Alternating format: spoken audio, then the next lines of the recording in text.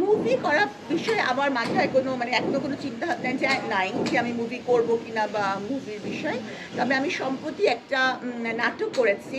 নাটকের এডিটিংয়ের কাজ চলছে। নাটকটি খুবই ভেরি সুন অন এয়ার হবে। তো নাটকটি করেছি বিখ্যাত অভিনেতা ফজলুর রহমান বাবুর বিপরীতে। এটা একটা মেইন চরিত্রে।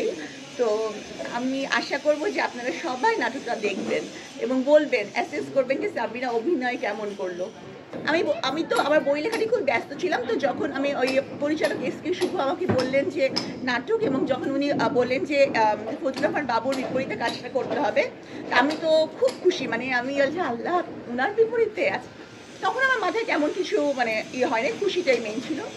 তো যেদিন আমি শুটিং স্পটে গেলাম, দেখলাম যে উনি আমার আগেই উপস্থিত। উনি মেকআপ নিতে বসেছেন। আমার তখন ওনাকে দেখে মনে হচ্ছে আল্লাহ, যে জলজান তো আসলেই আসল ফজলুর রহমান বাবু। তখন আমার মনে হলো আল্লাহ, কেন আমি তখন পালায় যাবো। আমার এমন প্যালপিটেশন হচ্ছিল, হায় হায়, কি করবো কি বলবো। তো যাই হোক, উনি আসলে বড় মাপের যারা অভিনেতা হয় বা যে কোনো লেভেলেই যারা খুব বড় হয়, তাদের মনটাও বড় থাকে। তো উনি যথেষ্টই ভুল তো আমার অনেকই হয়েছে। আর উনি ছিলেন, তারপরে আমার মায়ের চরিত্র যিনি করেছেন সাবিরি আলম, উনিও যথেষ্টই একজন ভালো অভিনেত্রী।